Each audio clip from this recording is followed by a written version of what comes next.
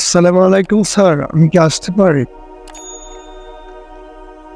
ওয়ালাইকুম আসসালাম ওয়া রাহমাতুল্লাহি ওয়া বারাকাতুহু। Please sit. তো তোমার নাম কি? স্যার আমার নাম হচ্ছে আব্দুল্লাহ। আসলে চাকরিটা আমার খুব প্রয়োজন, তার জন্য এসেছিলাম আপনার কাছে। ও আচ্ছা, তোমার নাম আব্দুল্লাহ, মাশাআল্লাহ খুব সুন্দর নাম। ও, চাকরিটা খুব প্রয়োজন না? দেখুন আব্দুল্লাহ, আপনি যদি আমাদের এখানে চাকরি করতে চান, দেখুন প্রথমত কি করতে হবে আপনাকে, এই যে দেখুন আমি যে টুপিটা খুলে রাখছি, টুপি পরতে হবে, বুঝতে পারছেন? এটা ছিল আসলে শুনুন, আমাদের এখানে চাকরি করতে হলে সততার সাথে যে দিনটাকে মেনে চলতে হবে প্রথমে, বুঝতে পারছেন? আমাদের এখানে তার যোগ্যতা দেখা হয়, কিন্তু সর্বপ্রথম আমরা যোগ্যতা আমরা কিভাবে দেখি, তার ভিতরে দিনের আখলাক থাকতে হবে, রসুলের সুন্নাহ মহাব্বত। এই যে টুপিটা কেন দেখছেন, আপনার মাথায় আসলে কোনো টুপিই নেই ভাই। কেন টুপি না? আপনি মাশাআল্লাহ দাঁড়িয়ে আছে কত সুন্দর, তাহলে তো আপনি টুপি কেন পরেন না? নামাজ পড়েন তো নাকি? আমার তো মনে হয় আপনি নামাজ পড়েন কিনা তাও সন্দেহ আছে। তাও মুসলিম হিসাবে কারো উপরে এসব করা বলা ভালো না। আশা করবো আপনি নামাজ পড়েন না সত্য। ইনশাআল্লাহ যদি আপনি সততার সাথে কাজ বলতে কি জানেন? নিজের দিন যদি যে না মানে, সে সততার সাথে কিভাবে কাজ করবে? চুরি বাটপারি ছাড়া সে আর কিছুই করতে পারবে না। যার ভিতরে দিনের আখলাকগুলো না থাকবে, সে কখনো সততার সাথে কি কাজ করতে পারবে না।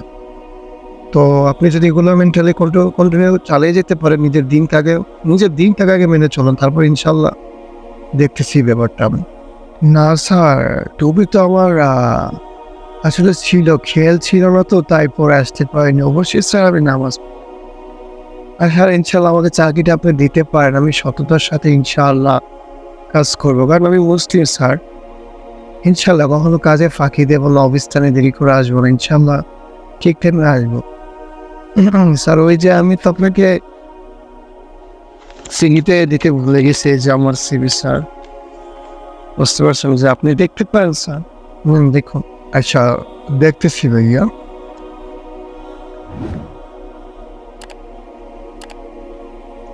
টুপিটা আমি আপনাকে দিলাম, আজকের পর থেকে এটা আপনি পরবেন, ঠিক আছে? কারণ আমাদের এখানে চাকরি করতে গেলে আমি প্রথমেই তাকে একটা টুপি গিফট করি, আমি নিজের দিন হিসাবে দিনটাকে মনে করে, বুঝতে পারছেন আব্দুল্লাহ? তো আপনাকে এটা আমি স্যার হিসাবে আপনাকে গিফট। আর কোনো সমস্যা নেই, আপনি মাশাআল্লাহ আপনি অনেক ভালো ট্যালেন্টেড, আপনি অনেক সায়েন্স নিয়ে পড়ালেখা করছিলেন, হ্যাঁ? সমস্যা নেই, আমি সিগনেচার করে দিচ্ছি, আপনি ইনশাল্লাহ কাল থেকে জয়েন করবেন ইনশাল্লাহ। আর দোয়া রইল আপনার জন্য, ইনশাল্লাহ সামনে ভালো কিছু অপেক্ষা করছে আপনার।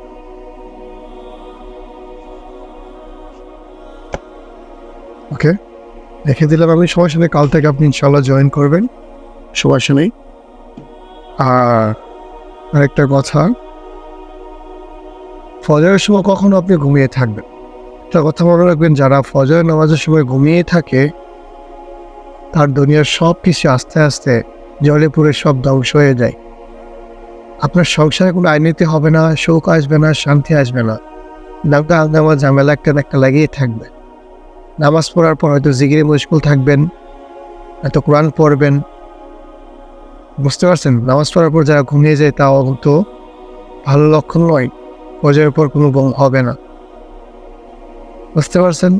দুনিয়াদারি চিন্তা ভাবনা, ইনকাম সোর্সের চিন্তা করতে করতে আপনার আখিরাতকে জ্বলিয়ে দিচ্ছেন, ধ্বংস করে ফেলছেন। যে আল্লাহ আমাদেরকে সৃষ্টি করেছেন, যে রাসূল সাল্লাল্লাহু আলাইহি ওয়াসাল্লাম আমাদেরকে আজকে দিনটা মুক্ত করে দিয়ে গেছেন, আল্লাহ সৃষ্টি করেছেন কেন? কেন রাসূল সাল্লাল্লাহু পয়গম নিয়ে এসেছেন? কেন তিনি শরীরে রক্ত ঝরিয়েছেন? শুধু আমাদের নাজাতের জন্য। আমাদেরকে দিনটা উন্মুক্ত করে দিয়ে গেছে, আজকে নামাজ পড়লে কি বাধা দিতে পারে না, বুঝতে পারছেন?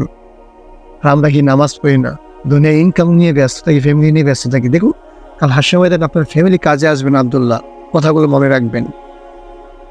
তো ভালো থাকবেন স্যার। আপনার আমাকে টুপিটা দিলেন স্যার, অনেক ধন্যবাদ আপনাকে স্যার, থ্যাংক ইউ স্যার। আসলে এরকম স্যার পাওয়া যায় না। আমি যখন এখানে আসি আপনার, বুঝতে পারছেন, ইন্টারভিউর জন্য, তখন আমাকে বলছিল যে মুস্তফা স্যার অনেক ভালো, স্যার অনেক ভালো, খুশি হলাম, অনেক ধন্যবাদ যে আপনার মতো একটা স্যার পেয়েছি।